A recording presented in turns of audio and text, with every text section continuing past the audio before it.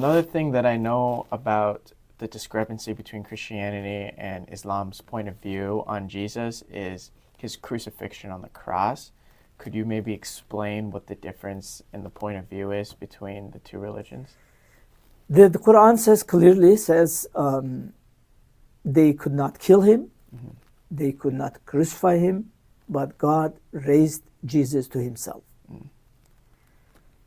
So like this Quranic verse, all Muslim theology on Jesus based upon this Quranic verse with regard to crucifixion. What they interpret, they say several things. One, God will not abandon his beloved messenger, one of the 5 elite messengers of God, in the hands of his opponents, in the hands of his enemies. He will not abandon him. How do you know that? Well, Moses was a great messenger of God. Did God allow Pharaoh to kill him? No. God rescued him.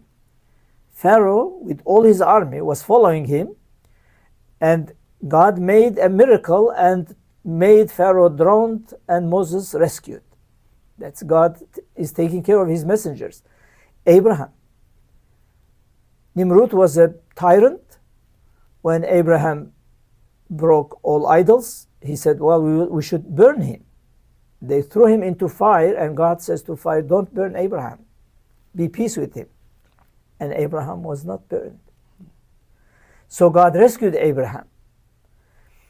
In the same way, they would say, so God will, like Noah, the flood came, all Noah's opponents who were actually mocking at Noah, they were drowned into the flood, but Noah and those who believed in him were rescued. So they would say this trend is suggesting that Jesus will not be also abandoned by God. He will be protected. He will be rescued by God. And this Quranic verse is indicating that Jesus was raised to heaven by God. He is alive. Muslims believe that he is still alive. He will come at the end of time. He will die normal death, and he will be resurrected. Oh, very interesting. Yeah. That's what Muslims believe, generally speaking. So as Christians, we believe that Jesus died on the cross and then resurrected.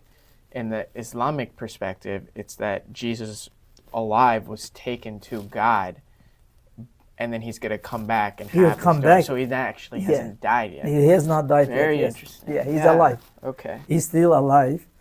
And God made his nature as angelic, so he is able to live without eating and drinking. Angels don't eat and drink.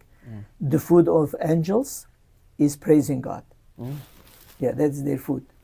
When they praise God, they are getting full. And Jesus has that quality. He can come and then go because he has angelic qualities. Okay. And therefore, I think there is also a biblical reference that he can come like in the dark night, so people will not recognize him. So something like that is Islamic at the same time.